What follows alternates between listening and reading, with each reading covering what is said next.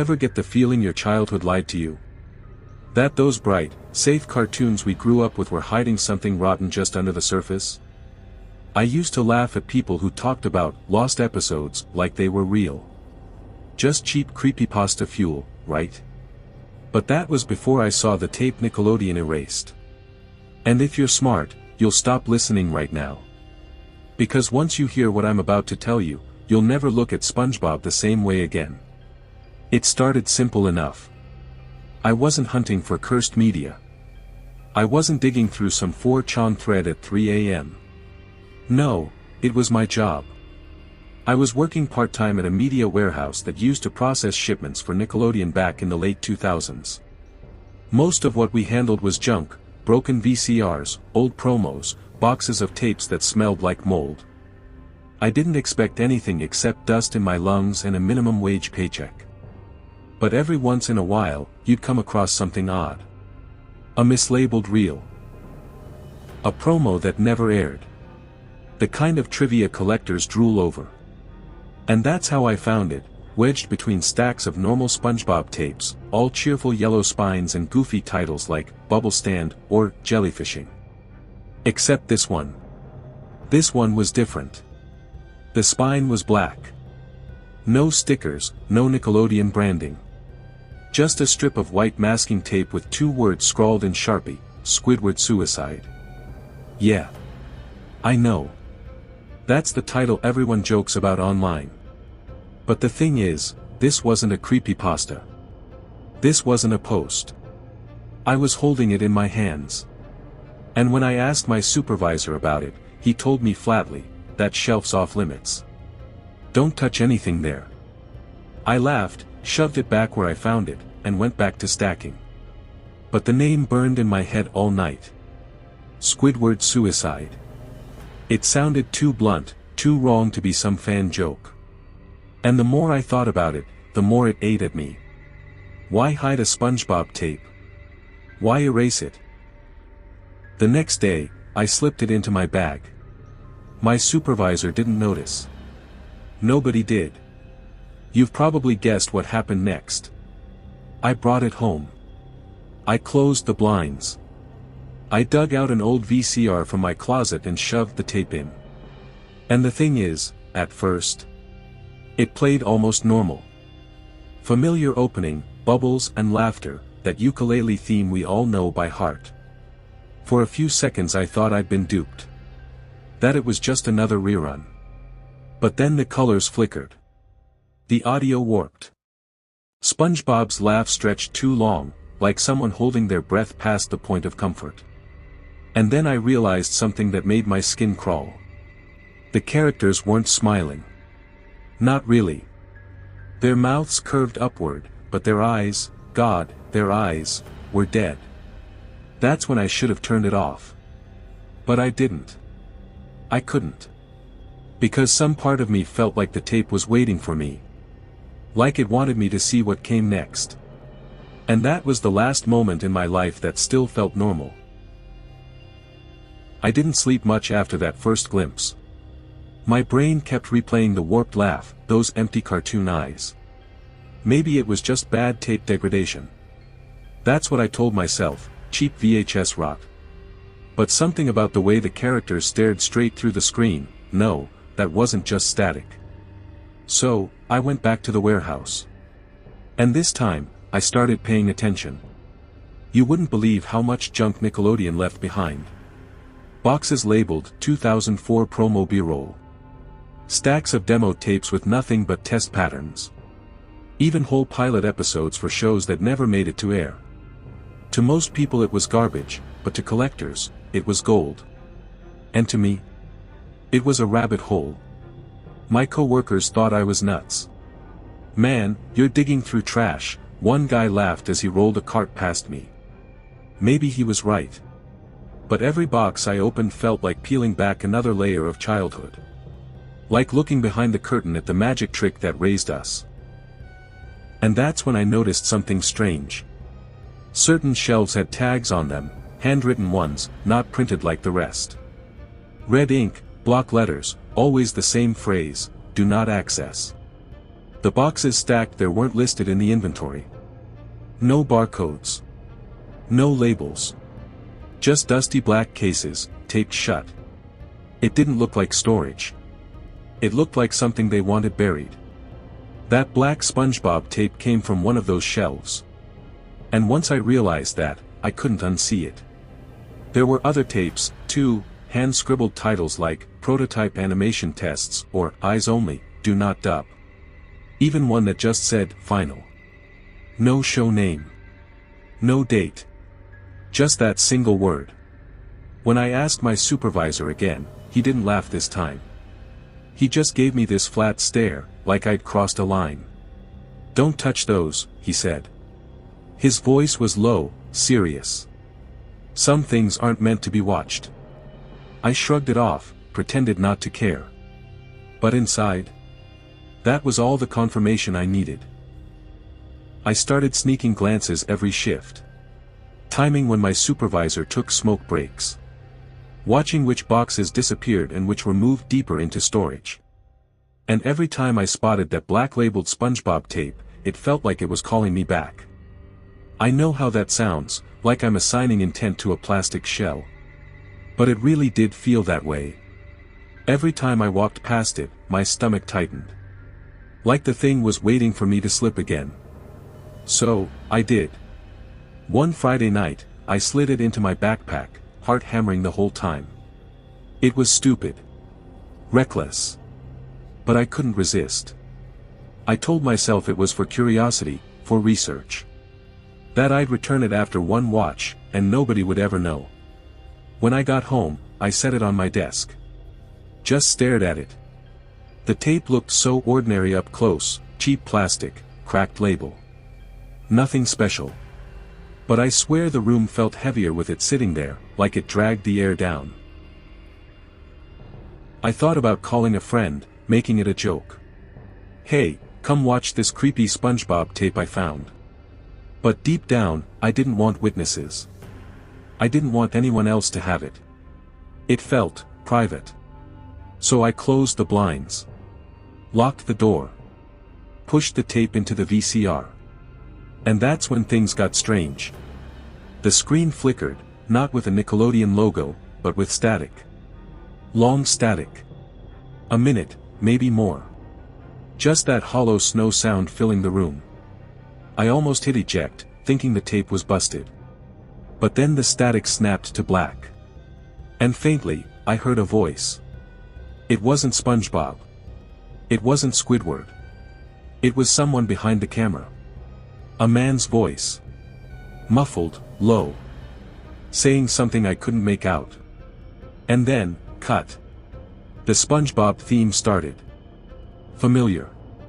Bright. Cheerful. Only, it wasn't. The colors were off, like someone had drained the saturation. The music dragged, half a beat slower than I remembered. And SpongeBob's eyes, when he popped out of that pineapple, didn't shine. They just stared. I should have stopped there. But I didn't. Because something told me this wasn't just an episode. It was a message. The SpongeBob theme rolled on, but it felt wrong. Sluggish, distorted, like a copy of a copy. SpongeBob still danced across the screen, but the colors bled at the edges, almost red where they should have been bright yellow. His laugh didn't burst like a balloon, it dragged, low and mechanical, like someone forcing air through a broken whistle. I leaned forward, thinking maybe the tape was damaged. VHS rot could do that, I told myself. But then the episode started. It opened in a Krusty Krab, nothing unusual. SpongeBob at the grill, Squidward at the register. I almost laughed, almost convinced myself this was a prank. But as the scene unfolded, something gnawed at me. The timing was off. SpongeBob moved a half-second too slow, his arms jerking stiffly as he flipped patties. The fry noise in the background looped wrong, crackling at uneven intervals. Squidward stared out the window, silent.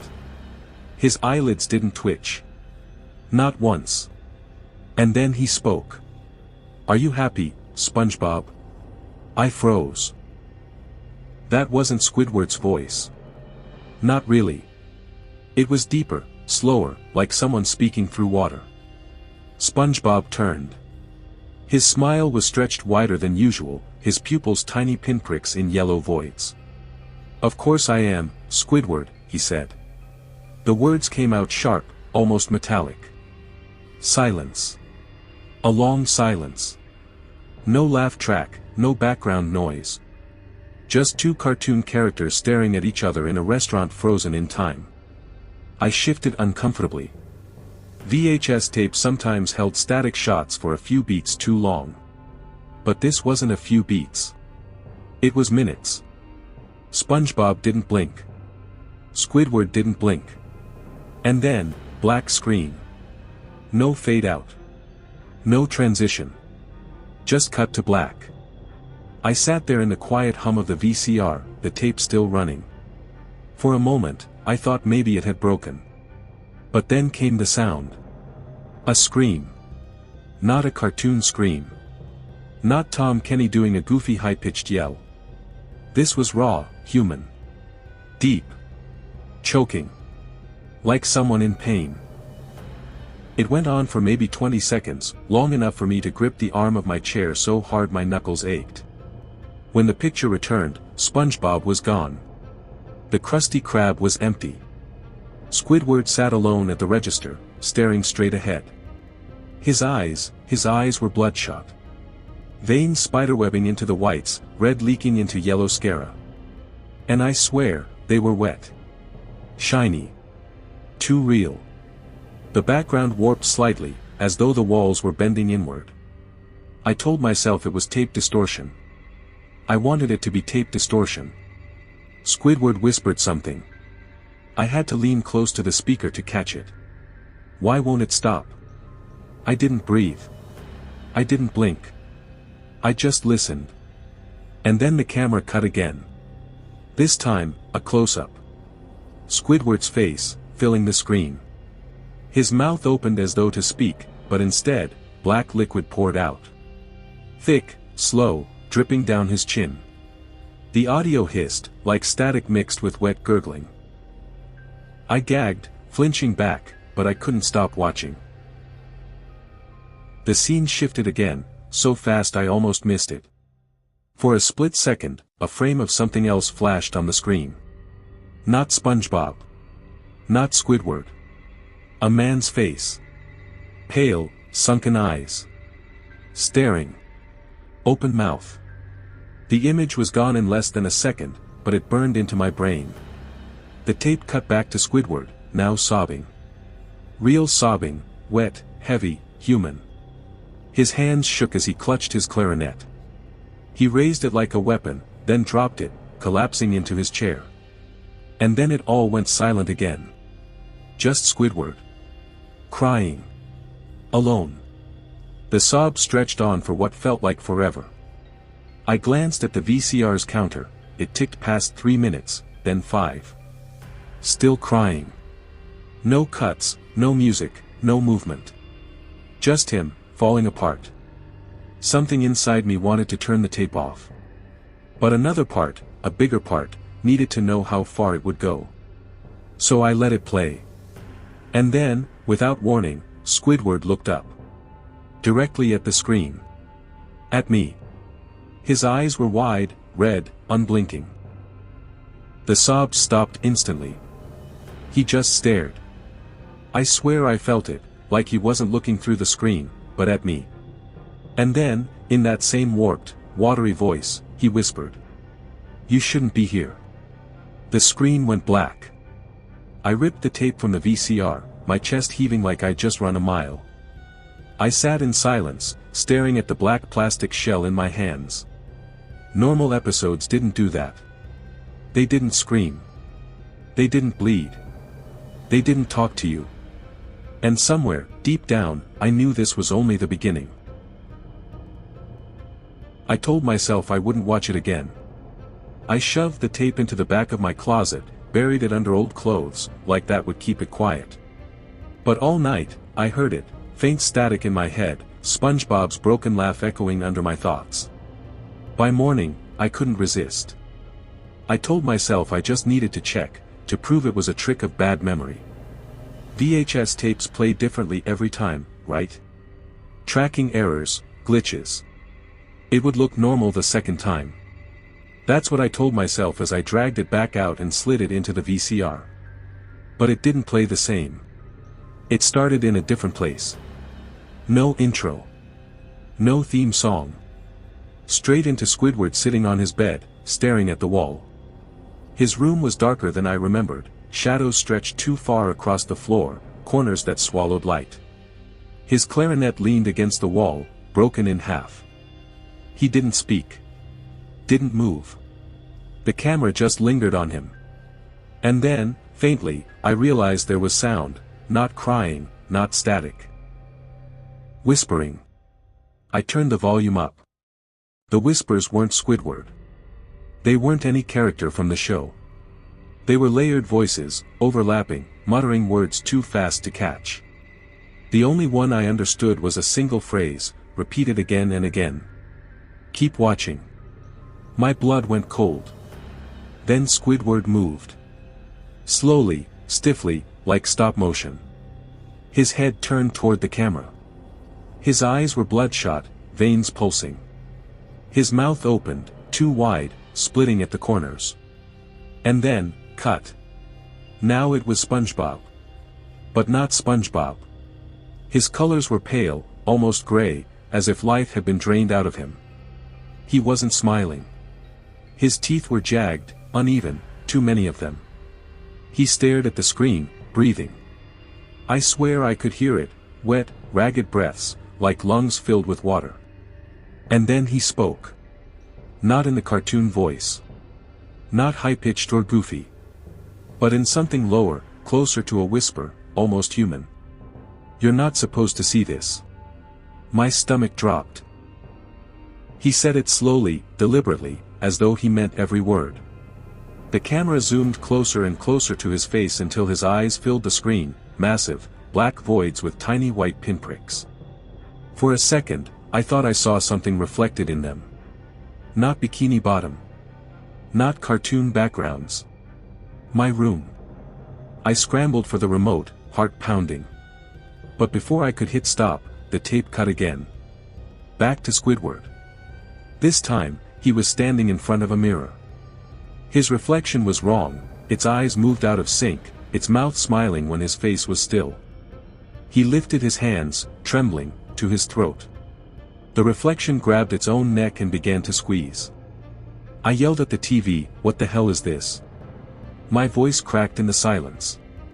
And then, through the speakers, another voice answered. Not Squidward. Not SpongeBob. Mine. It was my voice. You'll keep watching. I dropped the remote, my skin crawling. I don't even know how to explain it, perfect mimicry, every inflection, every tone, like a recording of me played back. The screen cut again. This time it wasn't a scene. It was text. White words on black background, typed in jagged, uneven font. This is only for you. I sat frozen. My pulse hammered in my throat. I wanted to turn the TV off, but some part of me couldn't. Some part of me needed to know what would happen next.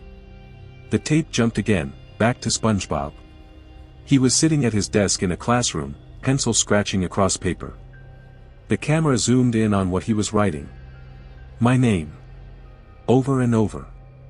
Dozens of times, filling the page. My full name, not just first. My last name too. I screamed. I don't even remember doing it, but the sound tore out of me. There was no way. No possible way. This was a 20-year-old VHS. It couldn't have known me. But there it was. My name, written in SpongeBob's childish scrawl. I stumbled back, knocking over a chair, my legs weak. The tape flickered again, static, color bars, then Squidward's face filling the frame. His eyes glistened with tears. He leaned forward, closer, closer, until his lips filled the screen. And he whispered, in that watery voice. Stop watching, or keep it forever. The tape cut to black. I yanked it from the VCR, heart pounding, sweat dripping down my face.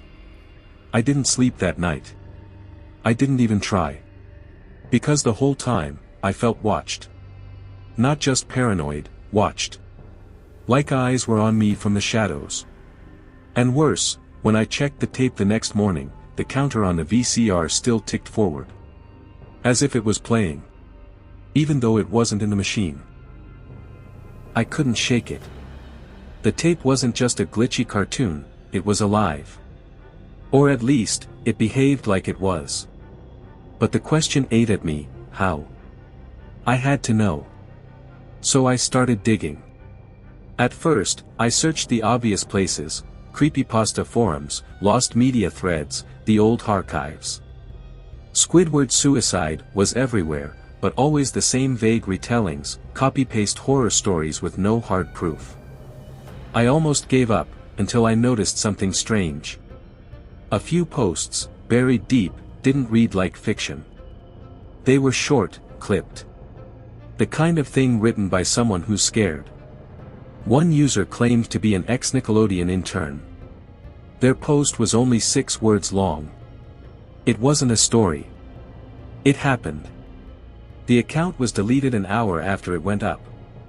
Another thread vanished before I could refresh the page.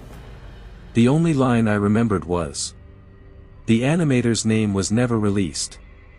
Animator. Singular. That set my mind racing. Cartoons are made by teams, dozens of people. But what if one person, one very disturbed person, slipped something through? I searched employee rosters, production credits, union records. Most names checked out. But for the early 2000 SpongeBob seasons, there was one line that stuck out, special animation consultant. No name listed. Just that title. I couldn't find anything else. No LinkedIn. No IMDb. Just a blank where a human should have been. So I widened the net. I combed through newspaper archives, local Florida obituaries, even scanned copyright filings. That's when I stumbled on a tiny, half-forgotten article from 2002. Headline: Nickelodeon staffer reported missing. The piece was short. A man in his 30s, unnamed, vanished after working late at the Nickelodeon Studios lot in Orlando. The company declined to comment. The case went cold. And the date? A week before Squidward's suicide supposedly leaked online for the first time. My skin crawled. I dug deeper, and the picture got worse. Employees whispered in old blog posts about the tape. One described it as a morale killer that had circulated briefly inside the studio. Another claimed there were lawsuits, that parents had somehow seen it during test screenings, and Nickelodeon paid them off to stay quiet. Most of the posts ended the same way, deleted. But fragments lived on in the Wayback Machine, half-broken snapshots of dead blogs. Enough to convince me this wasn't just an internet myth. Someone made that episode. And Nickelodeon buried it. But why? I thought it was just one deranged animator slipping gore into a kid's show. But the more I read, the more the word ritual kept coming up. I know. It sounds insane. Conspiracy garbage. But listen, multiple posts, all from different years, different users, all referenced ritual frames. Hidden single images spliced into the tape. Some said they were crime scene photos. Others said they were symbols. Glyphs. Things that didn't belong in a cartoon or anywhere else. And then I remembered the frame I saw, the pale man's face, gone in an instant. I thought maybe I'd imagined it. But what if I hadn't? What if those were the ritual frames? I started pulling apart the tape. Frame by frame, using a capture card. It was painstaking. Hours of static, warped colors, slowed audio. But then, there it was. One single frame, lodged between Squidward's sobs. Not a drawing. A photograph. A body, slumped in a chair. The image was grainy, overexposed, but you could see the details: hollow eyes, mouth frozen mid-scream, skin waxy and pale. It was the same face I'd seen flash earlier. And the worst part? The background wasn't random. It was a room I recognized. The Krusty Krab set. I slammed my laptop shut, my stomach lurching. Someone had spliced a real corpse into the cartoon. But who? And why? I found one last lead. A forum buried so deep it felt like stumbling into a locked basement online. A thread from 2010, user deleted, but the title was unforgettable. The tape demands to be seen. The post read like a confession. The writer claimed they had worked in post-production. They said the consultant wasn't just an animator, but something else, someone obsessed with capturing the truth beneath the laughter. They said Nickelodeon pulled the episode after staff complained of nightmares, paranoia, auditory hallucinations. One chilling line stuck with me. We tried to burn it. The fire went out. We tried to shred it. The pieces screamed. We locked it in the vault, but it always came back. I don't remember pressing play. One moment the tape was sitting there, silent, my name smeared across its spine in ugly black ink. The next, the TV was alive again. The usual warped intro started, SpongeBob's cheery laugh stretched into something shrill, metallic. But the colors were worse this time. Not just red. The whole frame looked bruised, swollen, like the cartoon itself was rotting from the inside out. Squidward appeared, in his bedroom again, but the scene didn't start where it should have. His eyes were open, bloodshot, staring directly into the camera. He didn't blink. Didn't breathe. Just stared. Then the audio cut in, low, wet breathing. Not Squidward's. Mine. I froze. The TV was echoing the sound of my own lungs, my own heartbeat. Then Squidward's mouth twitched. Opened. And he spoke, but the voice wasn't his. Why are you still watching? It wasn't a cartoon voice. It was layered, jagged, like three people speaking at once. One of them was my voice. I reached for the remote, panic pounding in my chest, but the buttons didn't respond. Volume, power, nothing. The tape kept rolling. The camera panned across Squidward's room. His walls were covered in pictures, hand-drawn sketches of SpongeBob, Patrick, Mr. Krabs. Except their faces weren't right. Their smiles were carved too wide, eyes stretched open with nails, skin stapled to bone. The camera lingered on each drawing too long, like it wanted to burn them into my skull. Then it cut. A static blast. And suddenly, SpongeBob was on screen. Not the goofy, sponge-shaped clown kids grew up with. This SpongeBob was wrong. His skin wasn't yellow but sallow, almost translucent, veins threading beneath. His holes oozed. His eyes, good God, his eyes, weren't round anymore. They were human. Wet, bloodshot, furious. And when he grinned, his teeth weren't cartoon squares. They were jagged. Real. He leaned against the counter at the Krusty Krab, motionless, staring. For a full minute, he didn't move. Just breathed, slow and ragged, like he could feel me on the other side of the screen. Then he whispered. We never left the real. I didn't understand. But my gut did. Something inside me recoiled, like my body knew a truth my brain couldn't handle. The scene jumped again, static tearing the frame apart. SpongeBob stood outside his pineapple house, except the background was gone. No ocean, no sky, no color. Just black. He tapped on the inside of the screen, 3 slow knocks. I flinched. Then came the words, scrawled in dripping letters across the frame.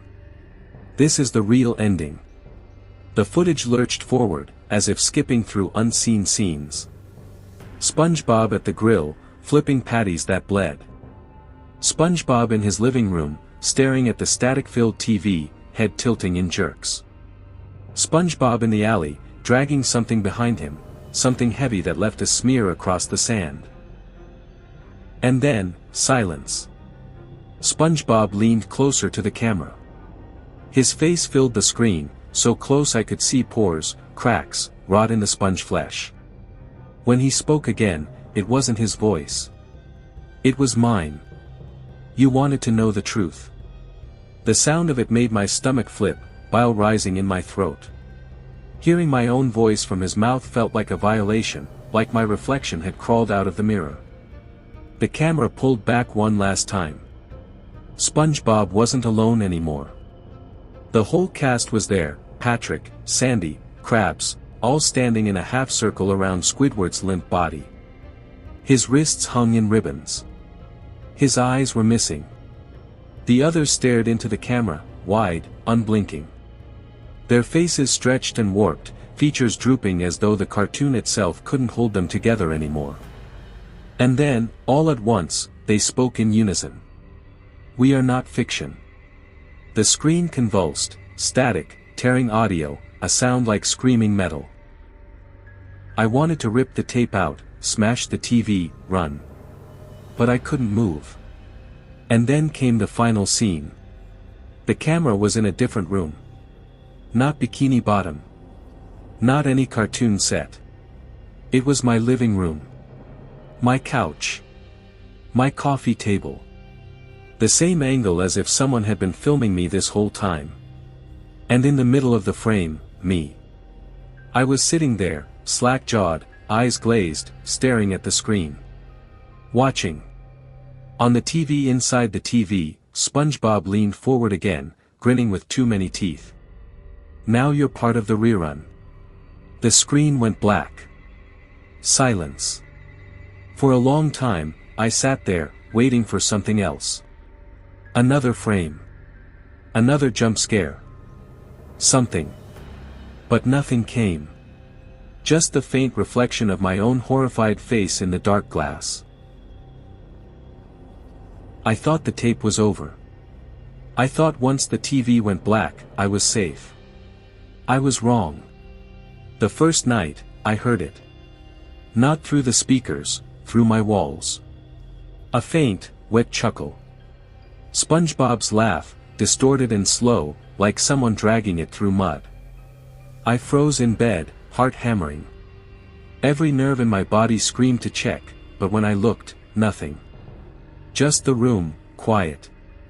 Too quiet. The next morning, I found them. Small, impossible things. Tiny scribbles on the walls in black ink. Not my handwriting. SpongeBob faces, crudely drawn, eyes hollow. I didn't remember touching a pen. Didn't remember drawing them. And yet, they were there. I threw them away.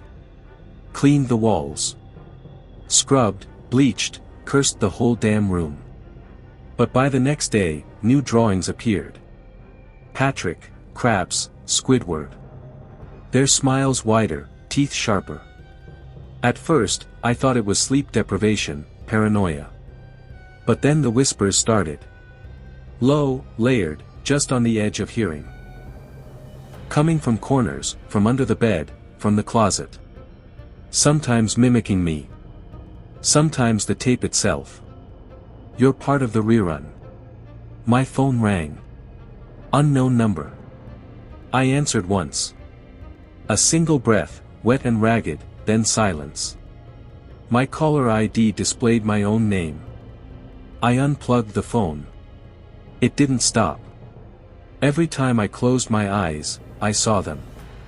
SpongeBob leaning forward, eyes glinting red, claws tapping against the invisible screen. Squidward sobbing in the corner. Patrick smiling too wide, crouched in shadows, waiting. I tried to sleep. Tried to work. Tried to call help.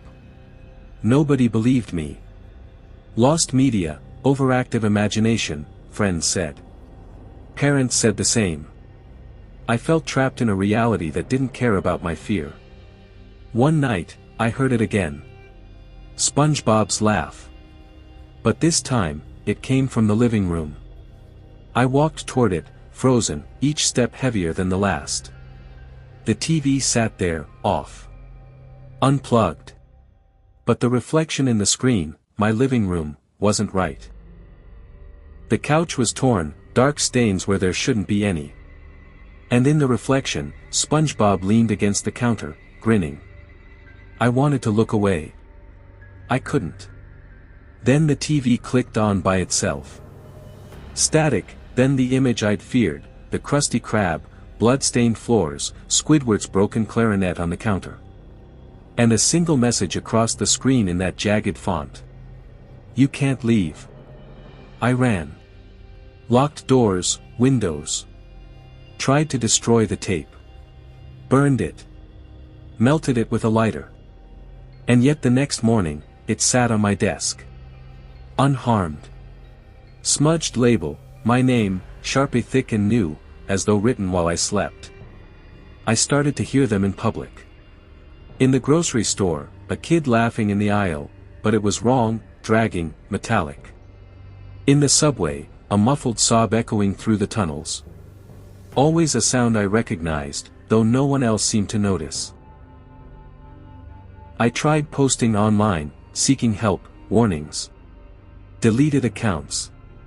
They reappeared. Comments under my posts I didn't write.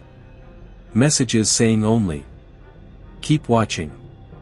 And worse, sometimes I catch my reflection in a mirror or window, and it's not me. Not fully.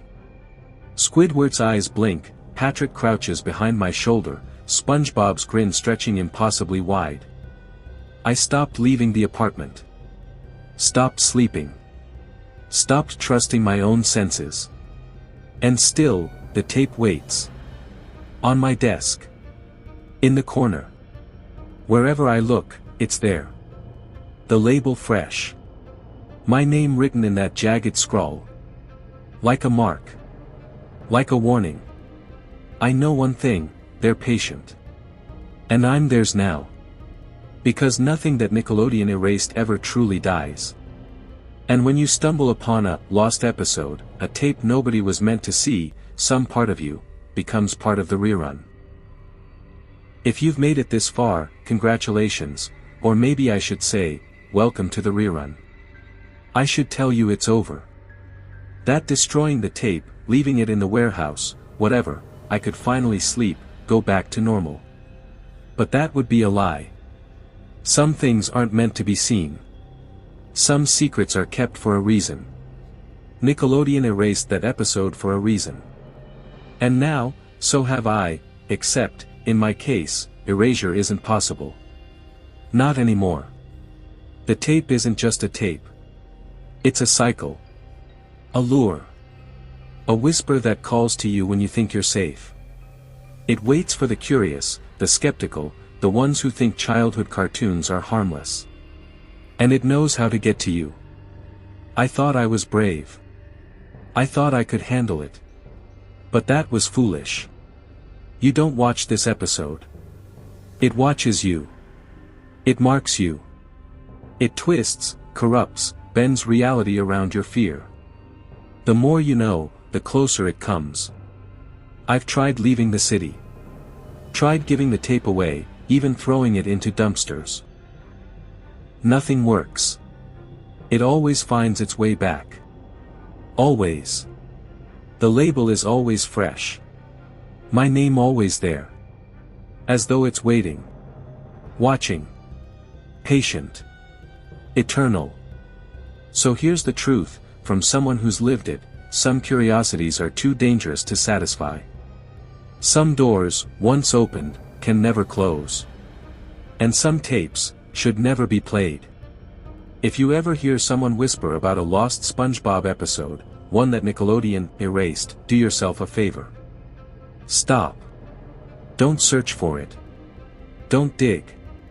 Don't let your curiosity drag you into a rerun you can never leave. Because even if you think it's just a story, a meme, a joke, it isn't. And if you're already watching, reading this, leaning closer, telling yourself you can handle it, consider this your only warning.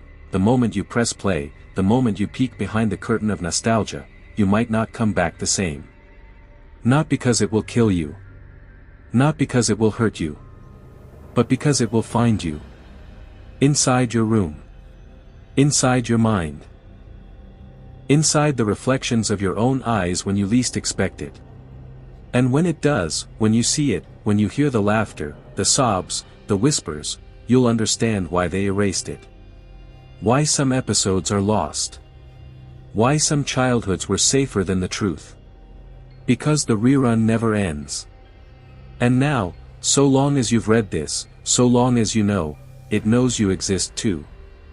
You were warned. People ask why I still talk about this. Why I haven't just moved on, left the tape behind, buried the whole story under silence. I'll tell you why. Silence doesn't save you.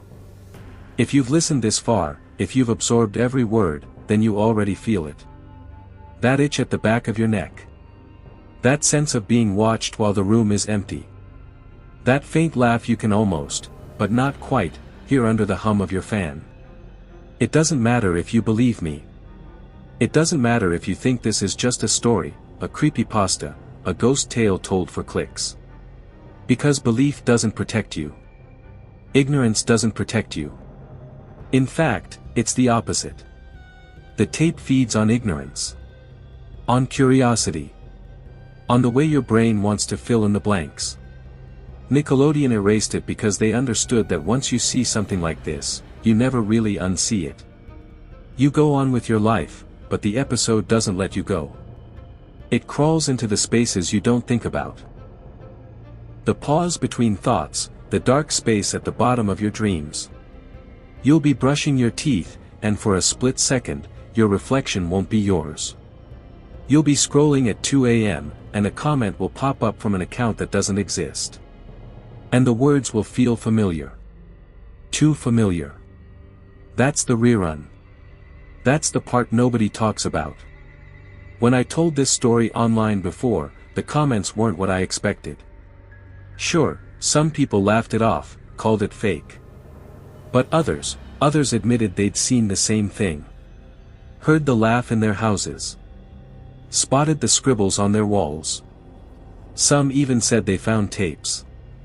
Not just SpongeBob, other shows, other episodes. Different childhoods, same infection. And they always ended their comments the same way, deleted. Accounts gone. Threads wiped. Like the episode reaching out, erasing them the way Nickelodeon tried to erase it. So here's where you come in. If you're hearing this, you're part of it now. I'm not saying that for drama. I mean it. You've already let it into your mind. The tape is smart like that, it doesn't need to be in your VCR.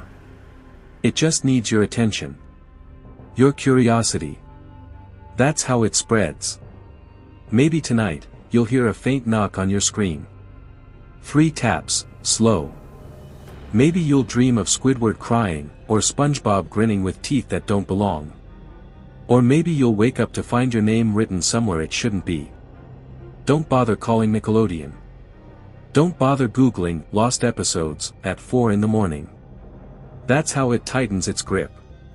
That's how it gets stronger. But if you want to do something, if you want to prove me wrong, or prove me right, leave a comment. Write down what you've seen, what you've heard. Because that's the only thing it can't control, the retelling. The memory. Every time someone says the words, lost episode, every time another person learns the truth, the cycle widens. Maybe that's its plan. Or maybe it's just the only way we survive, by warning each other. By keeping the story alive, even when Nickelodeon tried to bury it. So tell me. What would you do if you found the tape on your shelf tomorrow? Would you smash it? Burn it? Watch it? Or would you just stare at the label and wonder when it learned your name? Drop your theories in the comments. Share this with someone who thinks cartoons are harmless. Someone who grew up with SpongeBob and never thought about what might be hidden between the frames. Because the rerun never ends. And the only question left is, when does your episode begin?